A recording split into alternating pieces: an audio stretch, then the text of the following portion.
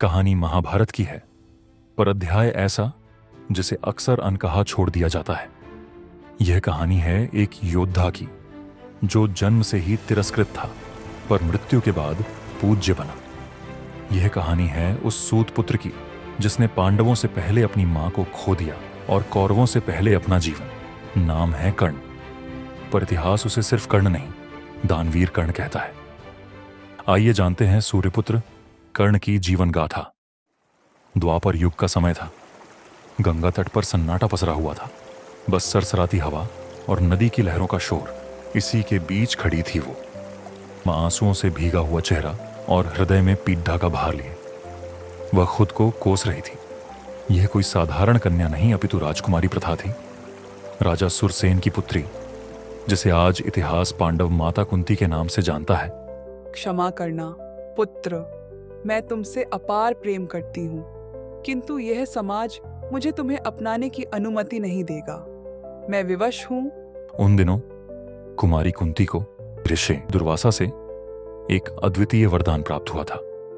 वह किसी भी देवता का आवाहन कर उनसे पुत्र प्राप्त कर सकती थी, परंतु यह वरदान, जो वरदान बने रहना चाहिए था, उनकी प्राकृतिक चंचलता के चलते एक श्राप बन गया। बाल सुलभ क्रीड़ा में राजकुमारी कुंती ने भगवान सूर्यदेव का आवाहन किया और उनसे उन्हें कुमारी अवस्था में ही एक दिव्य पुत्र की प्राप्ति हुई। समाज के डर से उस शिशु को त्यागने ही राजकुमारी को उचित लगा। अपने हृदय पर पत्थर रख राजकुमारी ने उस नवजात शिशु को माता गंगा के हवाले कर दिया। नियति और नदी की लहरों के प्रवाह के साथ बहता वह शिशु, जिसे भगवान सूर्य के आशीर्वाद स्वरूप जन्म से ही दिव्य कुंडल और कवच प्राप्त था, हस्तिनापुर के उस निसंतान जोड़े तक पहुंचा जो वर्षों से पुत्र की कामना कर रहे थे। राधा, देखो, देवताओं ने हमें पुत्र का आशीर्वाद दिया है। परंतु प्राणनाथ, यह बालक है कौन?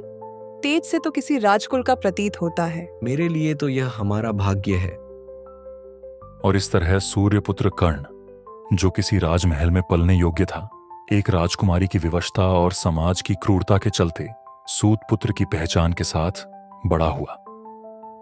परंतु उसका तेज और भाग्य दोनों असाधारण थे, जो हर एक साधारण मनुष्य की समझ से परे थे।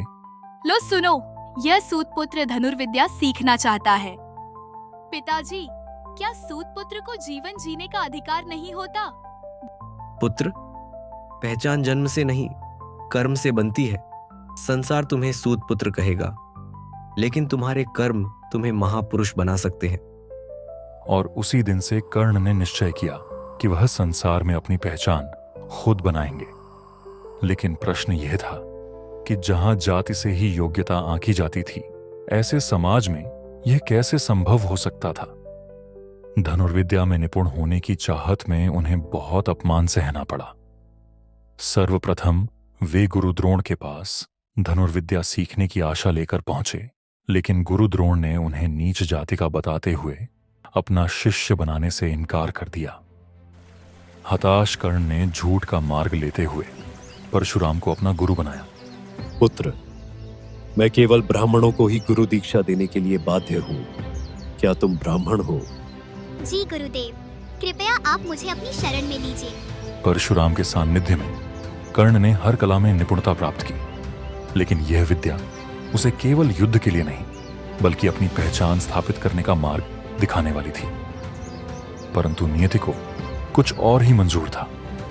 एक दिन जब कर्ण परशुराम की गोद में उनका सिर रखकर उन्हें आराम दे रहे थे, तब एक कीट ने कर्ण की जांघ में डंक मार दिया। गुरु की नींद में विघ्न न डालने के लिए कर्ण चुपचाप दर्द सहते रहे, लेकिन खून की धारा परशुराम तक पहुंच गई और उनकी आंख खुल गई।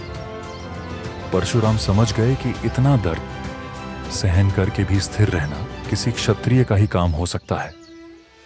क्रोधित होकर उन्होंने कर्ण को श्राप दे दिया कि जब उसे सबसे ज्यादा जरूरत होगी, तब वह अपनी विद्या भूल जाएगा।